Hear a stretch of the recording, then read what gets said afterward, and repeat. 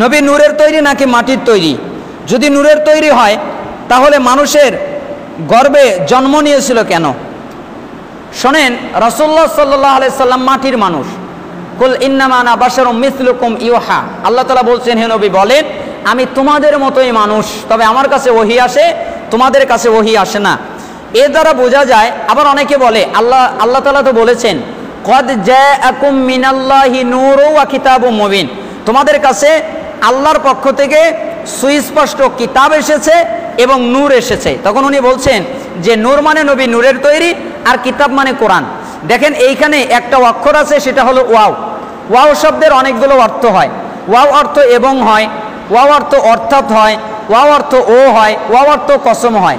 যদি আপনি আলিফ লামের আগে ওয়াও আনেন তাহলে ওয়াওয়ের অর্থ কসম হয়, যেমন আল্লাহি, আল্লাহর কসম, ওয়াত্তিন, তিনের কসম, ওয়াল আসর, আসরের কসম।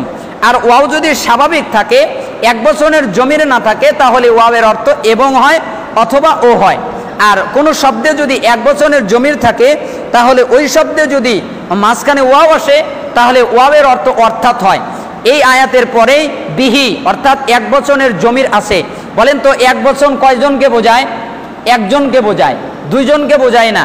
এই জন্য ওই আয়াতের সঠিক অর্থ হবে, তোমাদের কাছে আল্লাহর পক্ষ থেকে এসেছে নূর অর্থাৎ কিতাব। যেমন আরেক আয়াতে বলেছেন, লিতুখরিজান নাস মিনাজ যুলুমাতি ইলান নূর, আমি মানুষকে অন্ধকার থেকে বের করার জন্য নূর নাজিল করেছি। তাহলে নূরের অর্থ হলো এই আয়াতে, সূরা মায়েদার 15 নম্বর আয়াতে নূরের অর্থ হচ্ছে কোরআন মাজিদ। তাহলে রাসূলুল্লাহ সাল্লাল্লাহু আলাইহি সাল্লাম নূরের তৈরি নয়। নূরের তৈরি বললে রাসূলুল্লাহ সাল্লাল্লাহু আলাইহি সাল্লামের মর্যাদা বাড়ে না, বরং তার মর্যাদা আরো কমে। কেন? ফেরেশতারা নূরের তৈরি। ফেরেশতারা কিসের তৈরি? নূরের তৈরি। তাহলে আদম সন্তান মাটির তৈরি। আল্লাহর কাছে মর্যাদা কাদের বেশি? মাটির, আদম সন্তানের বেশি। এই জন্যই তো আল্লাহ তাআলা মালাকদেরকে বললেন যে তোমরা আদমকে সেজদা করো। মালাকরা আদমকে মাটির তৈরিকে সেজদা করলো। তার মানে বোঝায়, আপনিই তো বলেন নবী নূরের তৈরি, আবার আপনিই তো বলেন নবীর দান মোবারক শহীদ হলো, তায়েফের ময়দানে রক্ত ঝরলো, তো আপনি বলেন নবী নূরের তৈরি, তো আপনিই বলেন যে নবীর রক্ত আসলো কোন থেকে? রক্ত তো তার আসে যে রক্তে মাংসে গড়া মানুষ। এই জন্য রাসূলুল্লাহ সাল্লাল্লাহু আলাইহি সাল্লামের জন্ম হয়েছে আমাদের মতো। রাসূলুল্লাহ সাল্লাল্লাহু আলাইহি সাল্লাম আমাদের মতো খাবার খেতেন, আমাদের মতো প্রস্রাব পায়খানার প্রয়োজন হতো, আমাদের মতো।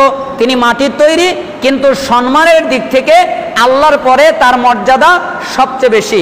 আল্লাহর পরে কার মর্যাদা বেশি? আল্লাহর নবীর মর্যাদা। মর্যাদার দিক থেকে তিনি অনেক ঊর্ধ্বে, কিন্তু তিনি মাটির তৈরি মানুষ।